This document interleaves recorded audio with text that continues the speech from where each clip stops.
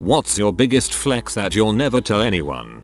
Deaf person here, who wears hearing aids and relies heavily on lip reading. I get excited on the extremely rare occasions I can figure out a spoken phrase without any lip reading. It almost never happens. Or when I recognize a song I know. But there's no point in bragging because other people will just think I'm not that deaf and make less of an effort to face me speak clearly. LOL.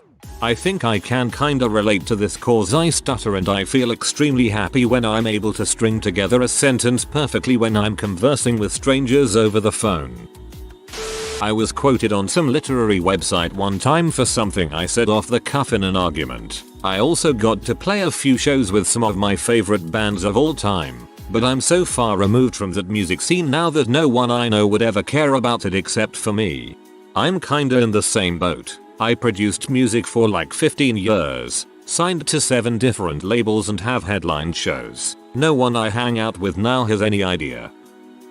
Was out on a date with a hot girl. After dinner her car wouldn't start. Pop the hood, I said. I saw an engine. I'm pretty sure. Not a clue whatever else I was looking at. She looked at me and I punched the battery with the side of my hand and told her to try again. Car freaking started. I felt like Fonzie. Got so laid.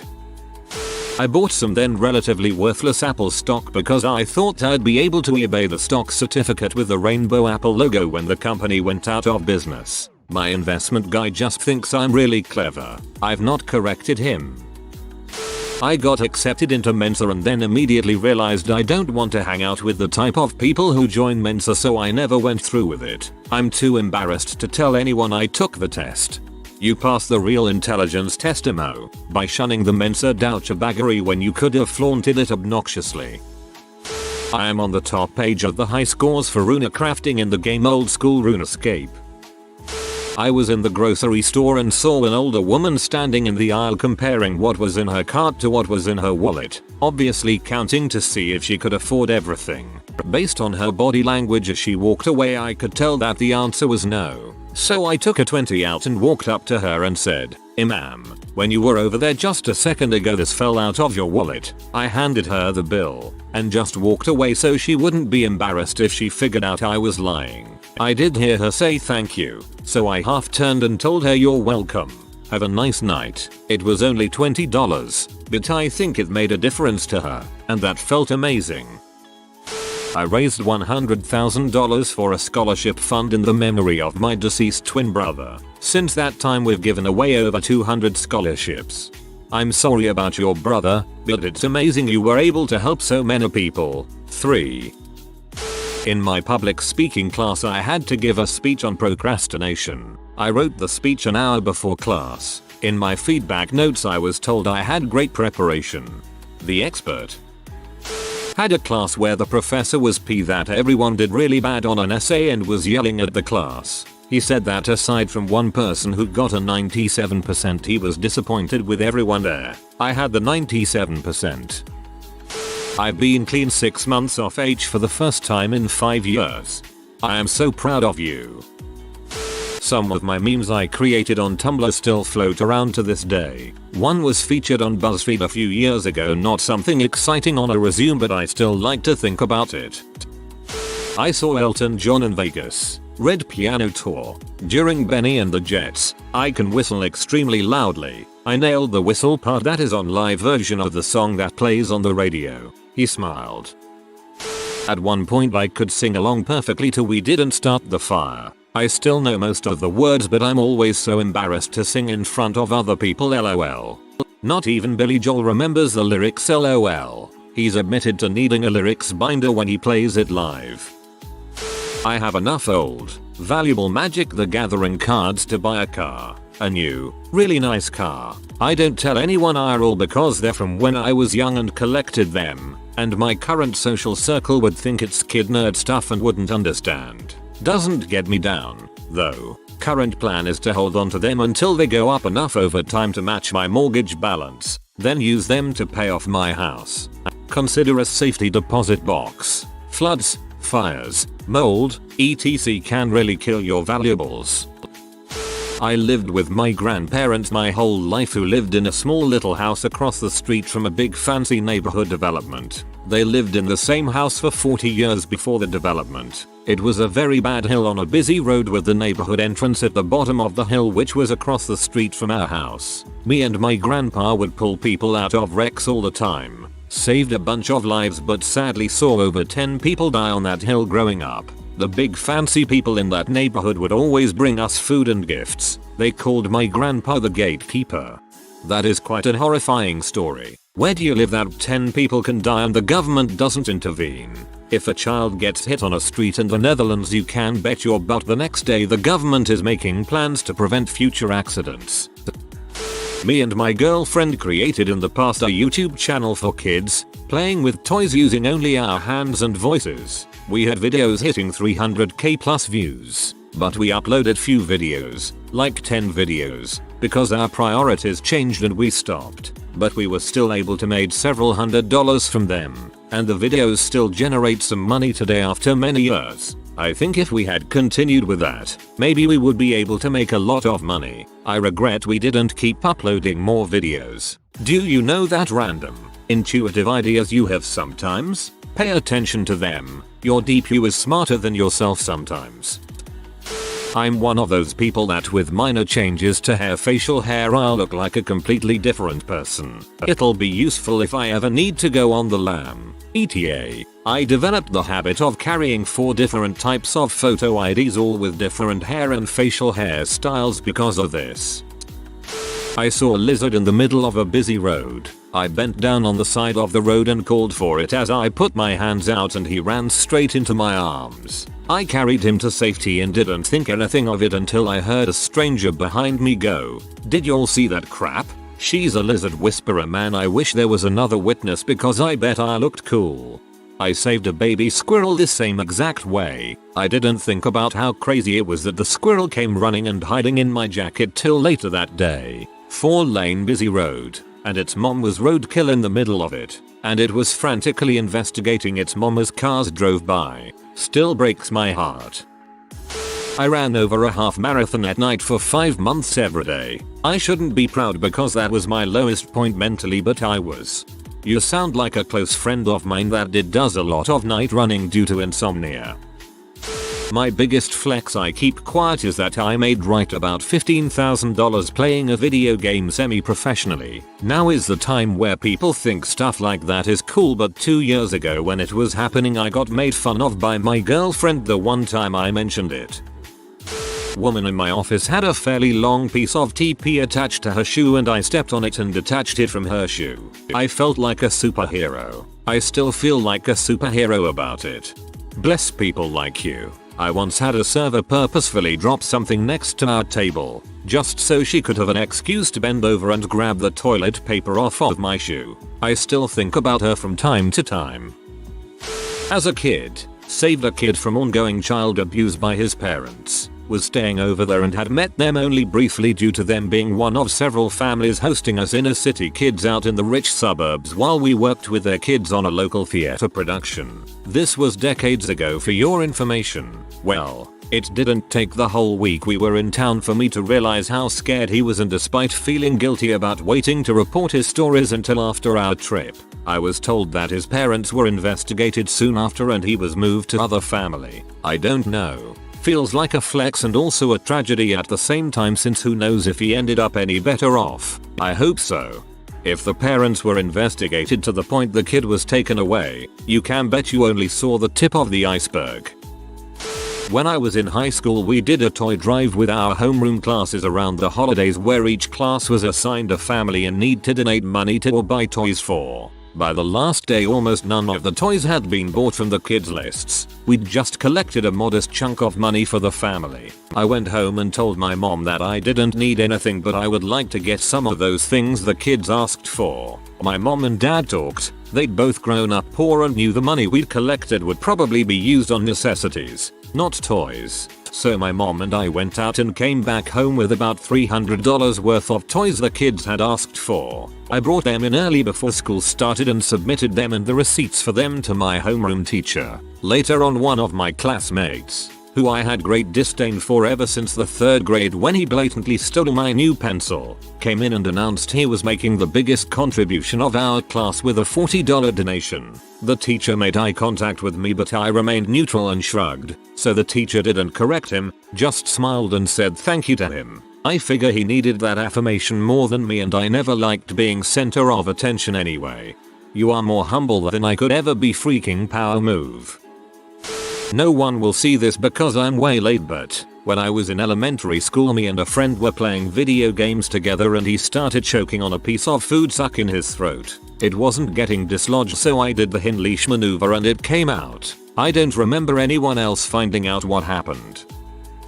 When my girlfriend and I worked at the same bar, I threw a coaster at her like a frisbee. It arced over her and like 20 customers only to land perfectly on the neat stack of other coasters like 50 feet away. It was so freaking cool but nobody noticed except one customer who I later had to kick out for taking a nap on the bar. No point in telling anybody, but I look back fondly on that moment. I secretly enjoy everyone's shock when they first meet my wife. I'm not insanely attractive. I'm a nerdy scientist. My wife is a doctor. She's funny, driven. She's smarter than me. She's 5 feet 9 inches and could very well be a model. In fact, she's been approached numerous times to move to NYC. We've known each other since 2nd grade. Started dating in college. My high school college friends are still baffled that I casually married the most attractive girl we knew in high school college. Because we both have insanely busy schedules, we can go months or years without meeting each other's co-workers. My favorite reaction from mine is "That's your wife," and I'm sure it's vice versa for her. Even if this isn't true, it's adorable that you think this about your wife. I wrote a popular and successful fanfic years and years ago. I still live on that high. That is also my deepest, darkest secret. I moved them all to AO3 a few years ago, and I still get a little thrill when I get thumbs up from readers a few times a year. Paid off $40k in debt during quarantine due to no more daycare costs for 3 kids, and better paying job for the wife. Also dropped body fat from 14% to 7% using my ghetto butt home gym while everyone was complaining about the quarantine. 15. Went from having one family meal a week to almost daily. I don't tell anyone this obviously because there are people going through tough times, especially family and close friends, and I can empathize with that as it hasn't been completely smooth and there were some stressful moments. But I am proud of what my wife and I were able to do in a relatively short amount of time, but haven't shared any of this at the risk of alienating anyone. Congrats on everything, and being a considerate person. Stop drinking knows, but in real life no one really knows. I'll be 4 years sober in March. 42F. Very happy. Not going back. One decision every day. Whenever I think about telling this story, it always comes out with a "that happened" type of feel, so I have kept it to myself. Every day in junior year of high school I would eat my lunch, stand up, and toss my trash toward the wide-mouthed trash can about 25 feet away. Every day, I would miss. I would then routinely do the walk of shame to get it all thrown away. This went on until the spring.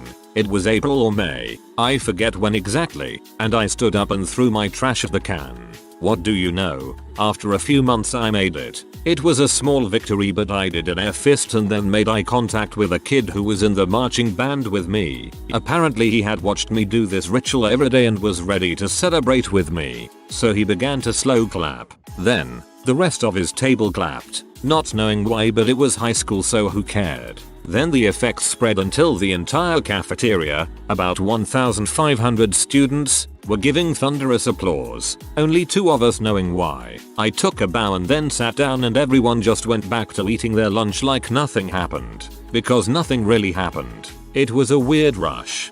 The "that happened" feel of everyone clapping could definitely seem like a possibility to someone hearing the story, but lem tell you, at my high school if you were in the lunchroom and someone started clapping, nobody could know what they are clapping for and still the whole room would be clapping just for the fun of it. I have a ton of money. I've always worked whatever jobs, restaurant server, retail, etc. Boring kinda wage slave stuff. My living expenses are low. Studio apartment and just pretty minimal spending. I live a comfortable life just as anyone would with my paychecks. But I got into investing and cryptocurrency online about 8 years ago and just got lucky. Spread out among multiple investments I'm at almost $8 mil. Literally just kinda threw some extra money at stuff in the first couple years and was able to make really good returns. I live the same life I always did. Almost doesn't feel like I earned this money at all. No one knows. Parents, family, friends. I don't want anyone I care about to change their perspective of me because I have this money. Still working a simple job and living in the same studio. I'm comfortable and happy outside of the money. My debit card went through for a really large amount and the lady behind the counter had been being so smug and irritating for so long, and then she tried to deny my card because it wouldn't go through for that amount, and I asked her to just please try it. The look on her face when it went through was so satisfying. May I never make that larger purchase again. Once I was in the passenger seat of my car while my wife was driving down the freeway. A truck driver and me locked eyes and started communicating using hand signals, waving and such. He was drinking up and go and gestured in a way that was asking me if I wanted one. I obviously said yes and we both rolled our windows down. He threw it to me and I actually caught it. We both laughed and I have never enjoyed a drink more in my life. It was a had to be there moment that I remember fondly, but no point telling anyone really, lol. I fixed the connection on a keg of Guinness at my local on St. Patrick's Day. I mean, it's kinda cool, but who would really care? I'm either really good at talking to people and pretty charismatic, or I'm a totally freaking buffoon who makes everyone cringe. No in between. Hey, me too. My co-workers don't know I was severely abused as a child, became a raging drug user and alcoholic and moved out at age 17. Somehow went to college and have an extremely respectable job where I look normal, or at least I think I look passable. I was in the shower once and had been holding in a pee for a while. I attempted to pee over my shoulder and it worked. I have something else to say but I must go to my alt. My team won second place in a Dota 2 competition at Salt Lake Gaming Con. There were only 2 teams that entered and we got destroyed. I have gotten to a place in my life that unless I tell someone, it is nearly impossible to tell I have autism. Same dude. Whenever I tell anyone I always get the wow I never would have known reaction. I'm not a big fan of people saying that I don't look autistic though. We had a crappy scatter park here in town. The town was posting pictures saying they would update it to this awesome skate plaza. Years go by, still the same crappy wooden ramp. One day I wrote a letter to Rob Dyrdek asking him to come to my town and build a scatter park I drew up and sent with the letter. Very calculated for a 12-year-old, lol. Couple months, maybe a year goes by. I'm in the car on the way to Pennsylvania when I notice Rob is in my town at the park talking to the mayor. In a year and a half we got the first Street League replica skate plaza. IDK how many PPL wrote letters to Rob asking for a scatter park in my lil town, but I like to think that was totally me who made that happen. Still trying to know for sure, and I still have the letter, lol. The Swift local who wears glasses and a beanie every day. I was in line for breakfast at middle school and saw this kid just standing there making no attempt to be in line. Always crowded, plus short time for recess. So I asked him what's up with him. He said he had no money for lunch today. So I just looked around and started asking people for 1 peso. I am Mexican. And in no time I had enough for him to buy some food and gave it to him. Sorry for bad English, not my first language. I beat morbid obesity, which spiraled into a violent battle with anorexia, which I also beat. I eventually went on to get into modeling, weightlifting, and more. Compare pictures of me now, with pictures of me from 5 years ago, with pictures of me from 10 years ago, and they all look like completely different people.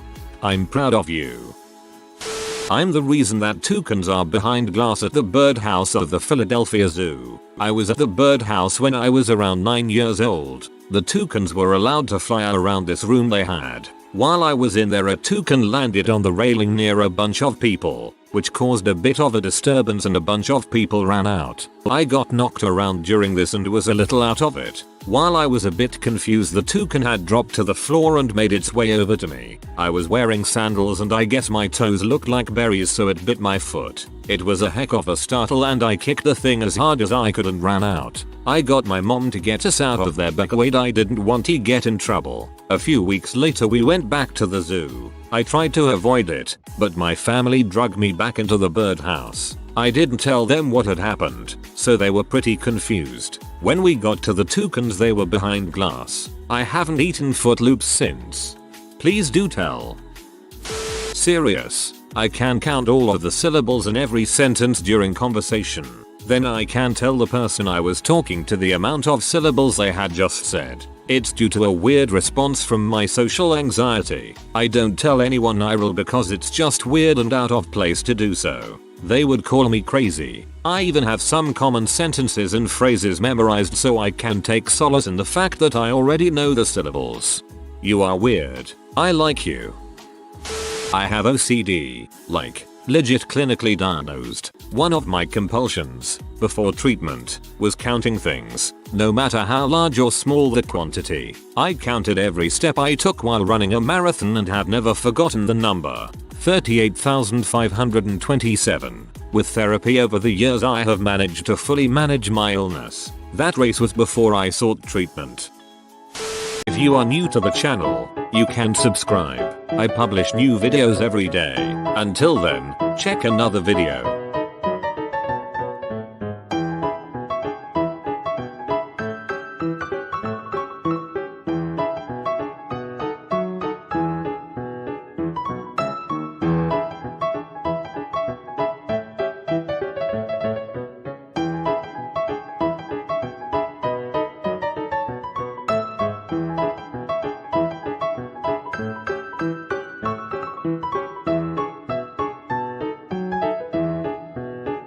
Bye for now.